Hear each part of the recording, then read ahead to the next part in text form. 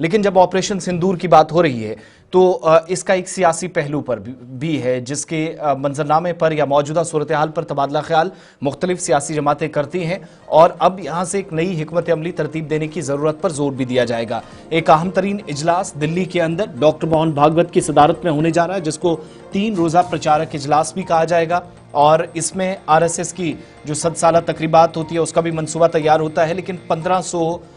जहाँ पर यहाँ 1500 के आसपास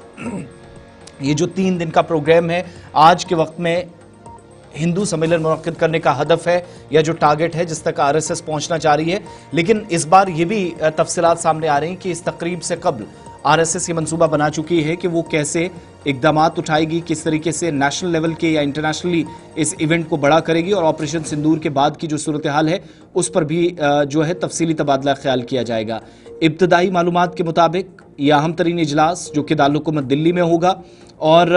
मौजूदा वक्त में जो सूरत हाल है उस पर तबादला ख्याल होगा और 3 बार राष्ट्रीय स्वयं सेवक संघ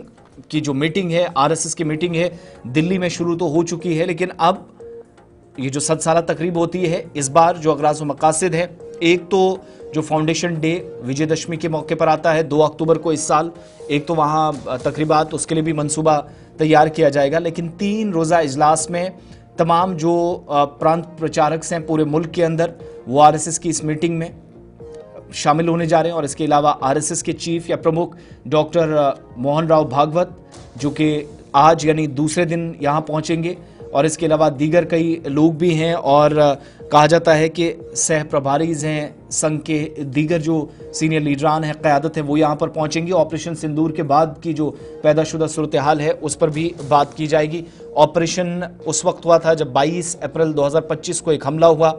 पहलगाम इंसिडेंट हुआ, उसके बाद 25 से 26 लोगों की जानें चली गई, जिसमें एक मकामी था, दीगर जो सयाह थे 25 के आसपास, आदिल समेत 26 लोगों की मौत इस अफसोसनाक वाक़े में हुई थी। साथ साथ अमरनाथ यात्रा के दौरान खबर यह है कि जो सिक्योरिटी इंतजामात किए गए हैं सरकार की जानिब से,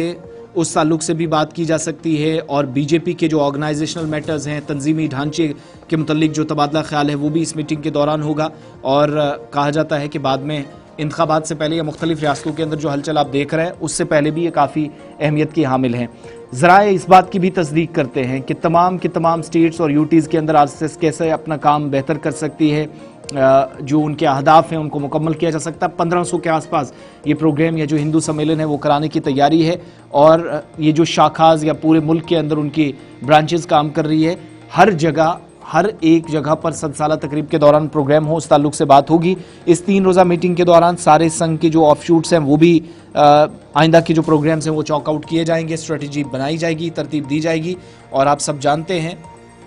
कि मुल्क के अंदर जो मौजूदा सूरत हाल है सियासत के एतबार से वो काफ़ी अहमियत की हामिल है। आइंदा इंतखाबात भी बहुत सारे रियासतों में है, तो इस ताल्लुक से भी बात की जा सकती है। दीगर रियासतों और यूटीज़ के अंदर हुकूमत के इक़दामात और उनके असरात और कुछ बड़े फ़ैसले जो कि हुकूमत की जानिब से लिए गए हैं और आइंदा इजलास में मज़ीद हो सकते हैं। जो पार्लियामेंट का इजलास जुलाई के आखिर में और अगस्त के वस्त में हो रहा है, अगस्त के इब्तदाई मराहिल में, तो उस बारे में भी बहुत सारी बातें जो खुलकर इस इजलास से बाहर आ सकती हैं, जिसके मुतल्लिक दिल्ली में बैठे ज़राए तस्दीक करते हैं कि आज जब मोहन भागवत शामिल होंगे तो कई बड़ी बातें या आगे की हिकमत अमली जब तरतीब दी जाएगी तो ऐलानात भी मुतवक्के हैं।